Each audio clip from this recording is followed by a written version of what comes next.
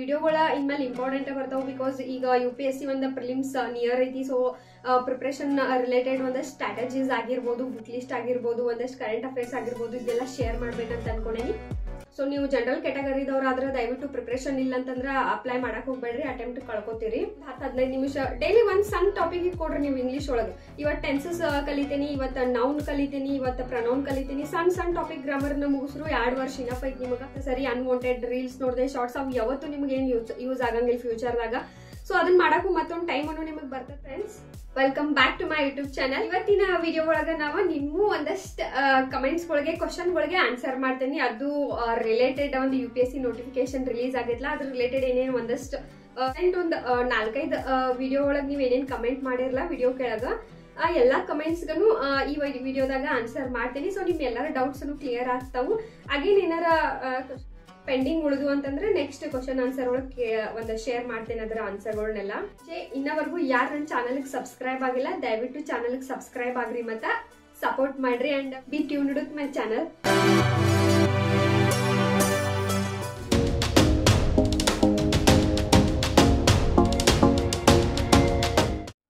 ಇಲ್ಲೇ OBC certificate ಬಗ್ಗೆ ಹೇಳಿ ಮ್ಯಾಮ್ ಅಂತೈತಿ. ಅದ್ರ ಬಗ್ಗೆ ನಾನು ಡೀಟೇಲ್ಡ್ ವಿಡಿಯೋನ ಇವತ್ತು ಮಾರ್ನಿಂಗ್ ಅನ್ನ ಅಪ್ಲೋಡ್ ಆಗ್ತದ. ಬಿಕಾಸ್ OBC ಮೇಲೆ 4-5 ಜನ ನೀವು ಒಂದು ಕಂಟಿನ್ಯೂಸ್ ಕಮೆಂಟ್ ಮಾಡ್ಯಾರಿ. ಹಿಂಗಾಗಿ ಜಸ್ಟ್ ಇವತ್ತು ಸಂಡೇ ಮಾರ್ನಿಂಗ್ 10 ಗಂಟೆ ಒಳಗಾಗಿ ನಿಮ್ಗೆ ಒಂದು OBC ರಿಲೇಟೆಡ್ ವಿಡಿಯೋ ಸಿಗ್ತಿರ್ತೈತಿ.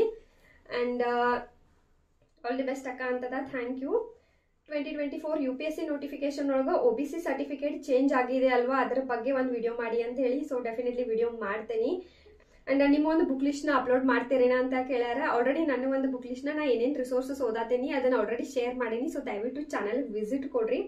ಇನ್ನ IAS, IPS, IFS, IRS ಎಲ್ಲದಕ್ಕೂ ಒಂದೇ ಸಿಲೆಬಸ್ ಬರುತ್ತಾ ಅಂತೈತಿ. ಎಸ್, ಇವೆಲ್ಲ ಒಂದಷ್ಟು ಎಕ್ಸಾಮಿನೇಷನ್ಗೆ ಪ್ರಿಲಿಮ್ಸ್ ಅಂತೂ ಸೇಮ್ ಐತಿ. ಇನ್ನು ಇಂಡಿಯನ್ ಫಾರೆಸ್ಟ್ ಸರ್ವಿಸ್ ಒಳಗೆ ಒಂಚೂರು ಮೇನ್ಸ್ ಒಳಗೆ ಒಂಚೂರು ಡಿಫ್ರೆನ್ಸ್ ಆಗ್ತೈತೆ ಹೊರತು ಅದನ್ನ ಬಿಟ್ರೆ ರಿಮೈನಿಂಗ್ ಎಲ್ಲಾ ಸರ್ವಿಸ್ಗೂ ಪ್ರಿಲಿಮ್ಸ್, ಮೇನ್ಸ್, ಇಂಟರ್ವ್ಯೂ ಎಲ್ಲ ಸಿಲೆಬಸ್ ಸೇಮ್ ಇರ್ತದ. ಇನ್ನು ನೆಕ್ಸ್ಟ್ ಕಮೆಂಟ್ ಬುಕ್ಸ್ ಬಗ್ಗೆ ಹೇಳಿ ಅಂತದ. ಆಲ್ರೆಡಿ ನಾ ಬುಕ್ ಲಿಸ್ಟ್ ಶೇರ್ ಮಾಡೀನಿ. ಕನ್ನಡ ಮೀಡಿಯಂ ಒಂದು ಶೇರ್ ಮಾಡೋದಾದ್ರೆ ನಾನು ನೆಕ್ಸ್ಟ್ ವಿಡಿಯೋ ಒಳಗೆ ಶೇರ್ ಮಾಡ್ತೇನೆ ಕನ್ನಡ ಮೀಡಿಯಂ ಒಂದು ಬುಕ್ ಲಿಸ್ಟ್. ಇನ್ನು ಫೋಟೋಗ್ರಾಫ್ ರಿಲೇಟೆಡ್ ಹೇಳ್ರಿ ಒಂದು UPSC ನೋಟಿಫಿಕೇಶನ್ ಒಳಗ ಅಂತ ಹೇಳಿ. UPSC ನೋಟಿಫಿಕೇಶನ್ ಒಳಗ ಫೋಟೋಸ್ 10 ದಿನದ ಒಳಗಾಗಿ ನೀವು ತಕೊಂಡಿರ್ಬೇಕು. ಅಪ್ಲಿಕೇಶನ್ ಹಾಕಾಕ ಏನು 10 days ಬಿಫೋರ್ ಒಳಗನ ಅಂದ್ರೆ ಹೊಸ ಫ್ರೆಶ್ ಫೋಟೋನ ಕ್ಲಿಕ್ ಮಾಡಿ ಅಪ್ಲೋಡ್ ಮಾಡ್ರಿ ಅಂತ ಹೇಳ್ಯಾರ. ಅಂಡ್ ಇನ್ನ ಫೋಟೋ ಒಳಗ ನಿಮ್ದು ಯಾವ ಲುಕ್ ಒಳಗೆ ನೀವು ಫೋಟೋ ತಕೊಂಡಿರ್ತಿರಲ್ಲ ಅದ ಲುಕ್ ಒಳಗ ಪ್ರಿಲಿಮ್ಸು, ಮೇನ್ಸು, ಇಂಟರ್ವ್ಯೂ ಅಟೆಂಡ್ ಮಾಡಬೇಕು. ಇದ್ರ ಅರ್ಥ ನೀವೇನಾರ ಇದು ಬಿಯರ್ಡ್ ಅದು ಬಿಟ್ಟಿದ್ರಿ ಹುಡುಗರ, ಅಥವಾ ಲಾಂಗ್ ಹೇರ್ಸ್ ಅದು ಬಿಟ್ಕೊಂಡಿದ್ರಿ, ಏನಾರ ಒಂದು ಕಿವಿ ಒಳಗೆ ಹಾಕೊಂಡಿದ್ರಿ, ಸ್ಪೆಕ್ಟ್ಸ್ ಇದ್ದು ಆ ತರ ನೀವು ಫೋಟೋ ಕ್ಲಿಕ್ ಮಾಡಿರಿ ಅಂದ್ರೆ ನೀವು ಪ್ರಿಲಿಮ್ಸ್, ಮೇನ್ಸ್, ಇಂಟರ್ವ್ಯೂ 3 ಸ್ಟೇಜ್ ಒಳಗೂ ಅದ ಲುಕ್ ಒಳಗನ ಹೋಗ್ಬೇಕಾಕೈತಿ. ಸೊ ಹೊಸ ಫೋಟೋ ಏನ್ ತಕ್ಕೋತಾರಲ್ಲ ಅವಾಗ ಕೇರ್ಫುಲ್ ಆಗಿ ಡಿಸೆಂಟ್ ಒಂದ್ ಲುಕ್ ಒಳಗ ತಕ್ಕೊಡ್ರಿ, ಇಂಟರ್ವ್ಯೂಗಳು ಹೆಲ್ಪ್ ಆಗೋ ತರ. ಇನ್ನ ಅಕ್ಕ ನಾವು UPSC ಎಕ್ಸಾಮ್ ನ ಕನ್ನಡದಲ್ಲಿ ಬರಿಬಹುದಾ? ಎಸ್, ನೀವು ಮೇನ್ಸ್ ನ ಕನ್ನಡ ಒಳಗೆ ಬರಿಬಹುದು, ಇಂಟರ್ವ್ಯೂನ ಕನ್ನಡ ಒಳಗೆ ಕೊಡ್ಬೋದು. ಬಟ್ ಆ ಪ್ರಿಲಿಮ್ಸ್ ಇಲ್ಲಿ ಇಂಗ್ಲಿಷ್ ಮತ್ತು ಹಿಂದಿ ಒಳಗೆ ಕ್ವಶನ್ ಪೇಪರ್ ಇರೋದ್ರಿಂದ MCQ ಟೈಪ್ ಇರ್ತೈತಿ. ಹಿಂಗಾಗಿ ಅಲ್ಲಿ ಯಾವುದೇ ರೀತಿ ಕನ್ನಡದೊಳಗೆ ಬರೆಯೋ ಒಂದಷ್ಟು ಅವಕಾಶತು ಏನು ಇರಂಗಿಲ್ಲ. UPSC ಎಕ್ಸಾಮ್ ನ ಫೋನ್ ನಲ್ಲಿ ಅಪ್ಲೈ ಮಾಡಬಹುದಾ ಅಂತೈತಿ. ಎಸ್, ಡೆಫಿನೆಟ್ಲಿ ಫೋನ್ ಒಳಗೆ ನೀವು ಅಪ್ಲೈನ ಮಾಡಬಹುದು. ಲಾಸ್ಟ್ ಇಯರ್ ನ ಫೋನ್ ಒಳಗನ ಅಪ್ಲೈ ಮಾಡಿದ್ನಿ. SSC ರಿಕ್ರೂಟ್ಮೆಂಟ್ ಯಾವಾಗ ಅಂತ ಕೇಳ್ಯಾರ. SSC ಆಲ್ರೆಡಿ ರಿಕ್ರೂಟ್ಮೆಂಟ್ ಸ್ಟಾರ್ಟ್ ಐತಿ. ಯಾರ್ಯಾರು SSC ಸ್ಟೂಡೆಂಟ್ಸ್ ಇದ್ರಿ ಅಂತಂದ್ರೆ ಅಪ್ಲೈ ಮಾಡ್ರಿ. 2023 ಒಳಗೆ ನಾನು ಒಂದು ಡಿಗ್ರಿ ಕಂಪ್ಲೀಟ್ ಆಗೈತಿ. ನಾನು Kannada medium student. So English ಸ್ವಲ್ಪ ಅಷ್ಟಕ್ಕಷ್ಟೇ ಐತಿ ಸದ್ಯಕ್ಕೆ. ನಾ ಈ ಇಯರ್ ಅಪ್ಲೈ ಮಾಡ್ಲೋ ಅಥವಾ ಬೇಡ ಅಂತ ಹೇಳಿ ಕಮೆಂಟ್ ಅದ. ಸೊ ಇಂಗ್ಲಿಷ್ ಪ್ರಿಲಿಮ್ಸ್ ಕ್ವಶನ್ ಸ್ವಲ್ಪ ಅಂಡರ್ಸ್ಟ್ಯಾಂಡಿಂಗ್ ಆಗ್ತಿಲ್ಲ ಮ್ಯಾಮ್, ಪ್ಲೀಸ್ ಏನಾದರೂ ಹೇಳಿ ಮ್ಯಾಮ್. ಕೋಚಿಂಗ್ ತಗೋಬೇಕು ಅನ್ಕೊಂಡಿದ್ದೀನಿ ಮ್ಯಾಮ್, ಕನ್ನಡ ಅವ್ರ ಇಂಗ್ಲಿಷ್ ನಲ್ಲಿ ಕೋಚಿಂಗ್ ತಗೋಬೇಕು. ಸೊ ಕನ್ನಡ ಮೀಡಿಯಂ ಒಂದು ವಿದ್ಯಾರ್ಥಿಗಳದೊಂದು ಕಾಮನ್ ಡೌಟ್ ಅಂತ ಹೇಳ್ಬೋದು. ಫಸ್ಟ್ ಥಿಂಗ್ ನೀವು ಏನ್ ಮಾಡ್ಬೇಕಂದ್ರೆ ನೀವು ಕ್ಯಾಟಗರಿದಾಗ ಬರ್ತೀರಿ. ಈಗ ನೀವೇನಾರ ಜನರಲ್ ಕ್ಯಾಟಗರಿದಾಗ ಬಂದ್ರಿ ಅಂದ್ರೆ ನಿಮ್ ಕಡೆ ಲಿಮಿಟೆಡ್ ಅಟೆಂಪ್ಟ್ಸ್ ಇರ್ತಾವು. ಹಿಂಗಾಗಿ ನಿಮ್ದು ಪ್ರಿಪರೇಷನ್ ಇನ್ನೂ ಸ್ಟ್ರಾಂಗ್ ಇಲ್ಲ, ನಿಮ್ ಕ್ವಶನ್ ಪೇಪರ್ ತಿಳಿಯತ್ತಿಲ್ಲ ಅಂದಾಗ ಜಸ್ಟ್ ಚಾನ್ಸ್ ತಗೊಳ್ಳೋ ಸಲುವಾಗಿ ನಿಮ್ಮೊಂದು ಅಟೆಂಪ್ಟ್ ನ ಲಾಸ್ ಮಾಡ್ಕೋಬೇಡ್ರಿ ಅನ್ನೋದ ನನ್ನ ಒಂದು ಸಜೆಷನ್. ಬಿಕಾಸ್ ಈಗ ನಿಮ್ಮ ಒಂದು ಡಿಗ್ರಿನೂ ಕಂಪ್ಲೀಟ್ ಆಗೈತೆ, ನೀವು ಕೋಚಿಂಗು ತಗೋಬೇಕಂತೇಳಿ ಮೆನ್ಷನ್ ಮಾಡ್ಯಾರಿ. ಸೊ ಕೋಚಿಂಗ್ ತಗೊಳ್ಳೋರಿದ್ರೆ ಕೋಚಿಂಗ್ ಬೆಟರ್ ಜಾಯಿನ್ ಆಗ್ರಿ. ಅಂಡ್ ನಿಮ್ ಕಡೆ ಇನ್ನ ಟೈಮ್ ಇರೋದ್ರಿಂದ ಇಂಗ್ಲಿಷ್ ಮೀಡಿಯಂ ಒಳಗ ಕೋಚಿಂಗ್ ತಗೊಂಡ ಇಂಗ್ಲಿಷ್ ಮೀಡಿಯಂ ಒಳಗನ ನೀವು ಏನಾರ ಪ್ರಿಪೇರ್ ಆದ್ರಿ ಅಂತಂದ್ರೆ ನಿಮ್ಮ ರ್ಯಾಂಕಿಂಗ್ ಇನ್ನೂ ಜಾಸ್ತಿ ಬರೋ ಚಾನ್ಸಸ್ ಇರ್ತದ. ಬಿಫೋರ್ ದಟ್ ನೀವು ಏನ್ ಮಾಡ್ರಿ ಅಂತಂದ್ರೆ NCERTs ಒಂದ್ 2 ಬುಕ್ ಓದಿ ನೋಡ್ರಿ. Just 6th standard 7th standard NCERT ಓದ್ರಿ. ಅವಾಗ ನಿಮಗೆ ಇಂಗ್ಲಿಷ್ ಹೆಂಗ್ ಅನಿಸ್ತದ, ಆಯ್ತು ನಾ ಇಂಪ್ರೂವ್ ಮಾಡ್ಕೋಬಹುದೇನೋ ಅನ್ನೋ ಒಂದು ಐಡಿಯಾ ಅಂತೂ ಬರ್ತೈತಿ. ಅದಾದ್ಮೇಲೆ ಇಂಗ್ಲಿಷ್ ಅಥವಾ ಕನ್ನಡ ಕೋಚಿಂಗ್ ನ ಪ್ಲಾನ್ ಮಾಡ್ಕೊಳ್ರಿ. ನನ್ನ ಒಂದು ಆನೆಸ್ಟ್ ಸಜೆಷನ್ ಹೇಳೋದಂತಂದ್ರೆ ನಿಮ್ ಕಡೆ ಏಜು ಟೈಮು ಎಲ್ಲಾ ಇರೋದ್ರಿಂದ ಇಂಗ್ಲಿಷ್ ಅನ್ನ ಜಾಸ್ತಿ ಪ್ರಿಫರ್ ಮಾಡ್ರಿ. ಇಂಗ್ಲಿಷ್ ಒಳಗೆ ಪ್ರಿಪರೇಷನ್ ನ ಸ್ಟಾರ್ಟ್ ಮಾಡ್ರಿ. 1 ವರ್ಷ ನಿಮಗೆ ಕಠಿಣ ಆಗ್ಬಾರ್ದು, 6 ತಿಂಗಳು ಕಠಿಣ ಆಗ್ಬೋದು, ಬಟ್ ಡೆಫಿನೆಟ್ಲಿ ಹಾರ್ಡ್ ವರ್ಕ್ ಮಾಡಿರಿ ಅಂತಂದ್ರೆ ಇಂಗ್ಲಿಷ್ ಅಷ್ಟೇ ನಿಮಗೆ ಕಷ್ಟ ಆಗಂಗಿಲ್ಲ. ಅಂಡ್ ಇಂಗ್ಲಿಷ್ ಒಳಗನ ಎಲ್ಲಾ ರಿಸೋರ್ಸಸ್ ಈಸಿಯಾಗಿ ಸಿಗೋದ್ರಿಂದ ಇಂಗ್ಲಿಷ್ ಒಳಗೆ ನೀವು ಪ್ರಿಪೇರ್ ಆದ್ರಿ ಅಂದ್ರೆ ನಿಮ್ಮ ರ್ಯಾಂಕಿಂಗ್ ಸ್ವಲ್ಪ ಚಲೋ ಬರ್ತೈತಿ. ಹಂಗಂತೇಳಿ ಕನ್ನಡ ಮೀಡಿಯಂ ಒಳಗೆ ಪಾಸ್ ಆಗಂಗಿಲ್ಲ ಅಂತ ನಾ ಹೇಳತ್ತಿಲ್ಲ, ಬಟ್ ಎಫರ್ಟ್ ಸ್ವಲ್ಪ ನಿಮ್ಗೆ ಕಡಿಮೆ ಮಾಡ್ಬೇಕಾಗ್ತೈತಿ. ರಿಸೋರ್ಸಸ್ ರಿಲೇಟೆಡ್ ಆಗಿರ್ಬೋದು, ಗೈಡೆನ್ಸ್ ರಿಲೇಟೆಡ್ ಆಗಿರ್ಬೋದು ಹಿಂಗ. ಬಟ್ ಇನ್ ಕೇಸ್ ಆಯ್ತಪ್ಪ ನಂಗೆ ಇಂಗ್ಲಿಷ್ ಆಗವಲ್ತು ಏನಾರ ನಿಮ್ಗೆ ಹಂಗ ಅನಿಸಿತ್ತು ಅಂತಂದ್ರೆ ನೀವು ಕನ್ನಡ ಮೀಡಿಯಂ ಒಳಗನು ಕೋಚಿಂಗ್ ತಗೋಬಹುದು, ಎಕ್ಸಾಮ್ ಅನ್ನು ಬರೀಬಹುದು. But for that at least ಒಂದು 6th ಸ್ಟ್ಯಾಂಡರ್ಡ್ 7th ಸ್ಟ್ಯಾಂಡರ್ಡ್ ಒಂದಷ್ಟು NCERTs ನ ಓದ್ರಿ. ಅವು ಸಿಂಪಲ್ ಲ್ಯಾಂಗ್ವೇಜ್ ಒಳಗೆ ಇರೋದ್ರಿಂದ ನಿಮ್ಗೆ ಒಂದು ಐಡಿಯಾ ಬರ್ತೈತಿ, ತಿಳಿತೈತೋ ಇಲ್ಲೋ ಹೆಂಗದ ಒಂದು ನನ್ನ ಒಂದು ಇಂಗ್ಲಿಷ್ ಅಂತ ಹೇಳಿ. ಕಮೆಂಟ್ ಯಾವ್ದಂದ್ರ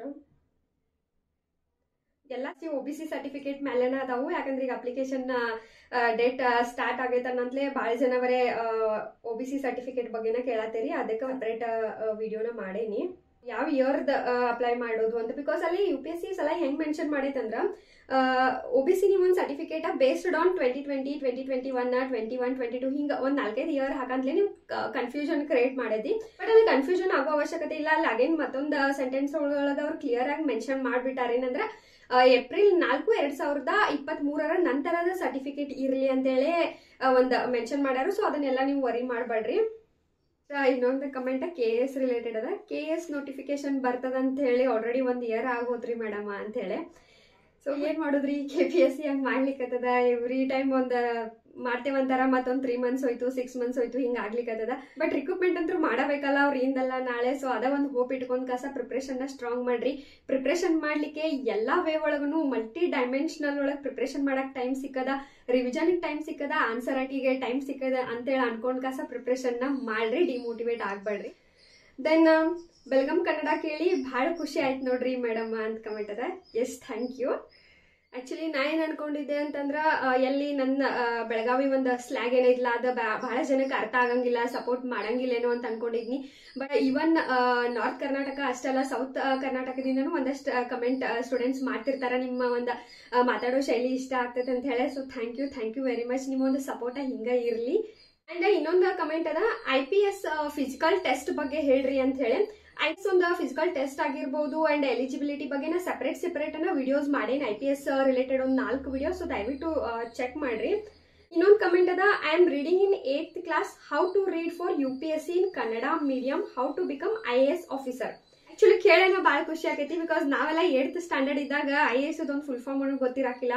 ಬಟ್ ಈಗ ಸ್ಟೂಡೆಂಟ್ಸ್ 8th ಸ್ಟ್ಯಾಂಡರ್ಡ್ ಇಂದ IAS ಪ್ರಿಪೇರ್ ಆಗತ್ತಾರು, ITS ಪ್ರಿಪೇರ್ ಆಗತ್ತಾರು. ಅವ್ರ ಕನಸು ಸೆಟ್ ಅದಾವ, ಅವ್ರ ಗೋಲ್ಗಳು ಸೆಟ್ ಅದಾವ ಅಂದಾಗ ಬಹಳ ಖುಷಿ ಆಗ್ತೈತಿ. 8th ಸ್ಟ್ಯಾಂಡರ್ಡ್ ಒಳಗ ನಾನು ಓದ್ಲಿಕ್ಕತ್ತೇನಿ. ಸೊ UPSC ನ ಹೆಂಗ್ ಪ್ರಿಪೇರ್ ಆಗೋದು ಅಂತ ಹೇಳಿ.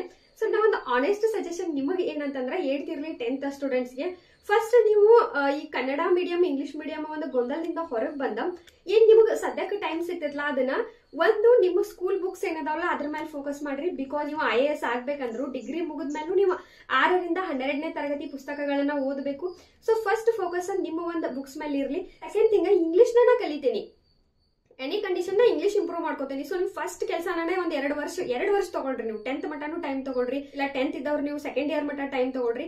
ಫಸ್ಟ್ ನಿಮ್ ಇಂಗ್ಲಿಷ್ ನ ಪರ್ಫೆಕ್ಟ್ ಮಾಡ್ಕೊಂಡ್ಬಿಡ್ರಿ. 2 ವರ್ಷ ಬಾಳ ಮ್ಯಾಕ್ಸಿಮಮ್ ಅನ್ನ ಐತದ ಇಂಗ್ಲಿಷ್ ನೀವು ಇಂಪ್ರೂವ್ ಮಾಡ್ಕೊಳ್ಳಿಕ್ಕೆ. ಅಂಡ್ ಇಂಗ್ಲಿಷ್ ನ ಯಾವ ತರ ಇಂಪ್ರೂವ್ ಮಾಡ್ಕೋಬೇಕು ಅನ್ನೋದ್ರ ಬಗ್ಗೆನೂ ನಾ ಡಿಟೇಲ್ ವಿಡಿಯೋ ಮಾಡೇನಿ. ಸೊ ಫಸ್ಟ್ ಕೆಲಸ ನೀವೇನಂದ್ರ ಈ ಇಂಗ್ಲಿಷ್ ಕನ್ನಡ ಗೊಂದಲ ತೆಗೆದು ಹಾಕ್ರಿ. ನಾ ಇಂಗ್ಲಿಷ್ ಮೀಡಿಯಂ ಒಳಗೆ ಪ್ರಿಪೇರ್ ಹಾಕೀನಿ. ಸೊ ನಾ ಇಂಗ್ಲಿಷ್ ಇಂಪ್ರೂವ್ ಮಾಡ್ಕೋತೀನಿ. ಅದ್ರ ಸಲುವಾಗಿ ನೀವು ಇಂಗ್ಲಿಷ್ ಒಳಗೆ ಸಣ್ಣ ಬುಕ್ಸ್ ಗಳು ಏನೇನ್ ಇರ್ತಾವಲ್ಲ ಸ್ಕೂಲ್ದು, ನಿಮ್ಮ ಬುಕ್ಸ್ ಬಿಟ್ಟು ಬೇರೆವ ಅವ್ನು ಓದಕ್ ಸ್ಟಾರ್ಟ್ ಮಾಡ್ರಿ. ಕನ್ನಡ ಮೀಡಿಯಂ ವಿದ್ಯಾರ್ಥಿಗಳು ಈಗ ಹೆಂಗು ನಿಮ್ ಕಡೆ ಯೂಟ್ಯೂಬ್ ಅಂತೂ ಅವೈಲೇಬಲ್ ಐತಿ.